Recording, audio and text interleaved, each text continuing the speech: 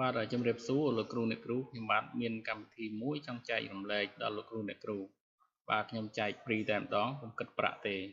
អញ្ចឹងនេះគឺជាកម្មវិធីគ្រប់គ្រងបន្ទុកសិស្សឬក៏កម្មវិធីគ្រប់គ្រងថ្នាក់រៀន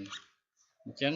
ដើម្បីប្រើប្រាស់បានលោកគ្រូអ្នកគ្រូចូលទៅបំពេញទី1គឺតារាងព័ត៌មានមួយទៀតគឺបញ្ជីប្រវត្តិរូបសិស្សអញ្ចឹងបំពេញព័ត៌មានលោកគ្រូអ្នកគ្រូគ្រាន់តែបំពេញឈ្មោះបាទបំពេញឈ្មោះតាមឧទាហរណ៍ដែលខ្ញុំបានដាក់ចឹងមកហើយសាលាគឺសរសេរតែឈ្មោះសាលាថ្នាក់បាទអញ្ចឹងលោកគ្រូបំពេញទាំងអស់មកពីលើដល់ក្រោមបាទទៅតាមឈ្មោះរបស់លោកគ្រូអ្នកគ្រូហើយខាងស្ដាំនេះគឺជាការវាយឆែតពីការបិទបញ្ជីរបស់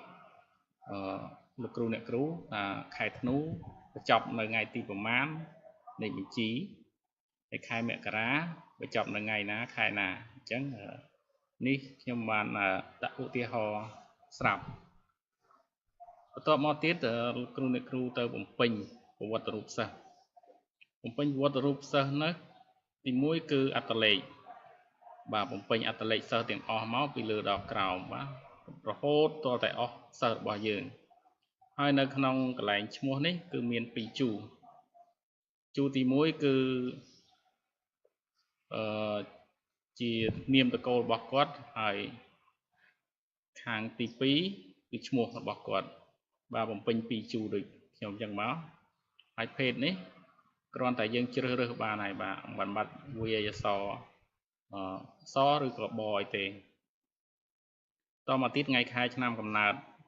បាទបំពេញទៅតាមទម្រង់ដែលខ្ញុំបានដាក់នៅក្នុង comment បាទលោតនៅខាងស្ដាំនេះបាទបន្ទាប់ពីយើងបំពេញព័ត៌មានពីកន្លែងនឹងហើយឈ្មោះរបស់សិស្សទាំងអស់បាទគឺរត់ទៅតាមខែគ្រប់ខែទាំងអស់បាទគ្រប់ខែគ្រប់ចំណាត់ថ្នាក់ទាំងអស់លោកគ្រូអ្នកគ្រូមានបាទបញ្ចូលប្រមាណអ្នកគឺឈ្មោះលោតប៉ុណ្ណឹងដែរអញ្ចឹងមានខែវិច្ឆិកាមករាកុម្ភៈធ្នូហ្នឹងរហូតទៅដល់ខែតុលាហើយមួយទៀតគ្រប់តារាងទាំងអស់នៅក្នុងកម្មវិធីហ្នឹងឈ្មោះហ្នឹងគឺវារត់ចូលទៅដោយស្វ័យប្រវត្តិតែម្ដងហើយបន្តមកទៀតឧទាហរណ៍ថានៅក្នុងខែវិច្ឆិកាបាទនៅក្នុងខែវិច្ឆិកានេះលោកគ្រូអ្នកគ្រូអត់បាច់បំពេញអីទេគ្រាន់តែបំពេញតែបន្ទុកមកបានហើយបាទបំពេញបន្ទុកទៅគឺកន្លែងនេះគឺវាបូកឲ្យគ្រប់ខែទាំងអស់ដូចគ្នាបាទដូចគ្នាហើយមានអីទៀតនៅក្នុងហ្នឹងគឺមាន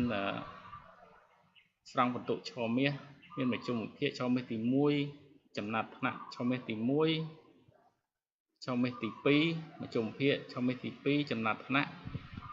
បាទមានប្រចាំឆ្នាំមានតារាងកិត្តិយសជីស្រង់វត្តមានសភៅសិក្ខាការិកសភៅតាមដានមានកាតសិស្សមានបានសរសើរបាទមានតារាងផ្សេងទៀតអញ្ចឹងក្នុងតារាងផ្សេងនេះគឺមានច្រើនតារាងទៀតបាទក្នុងការបង្ហាញរបស់ខ្ញុំនៅពេលនេះមានតែប៉ុណ្្នឹងទេហើយជួបគ្នានៅវីដេអូក្រោយទៀត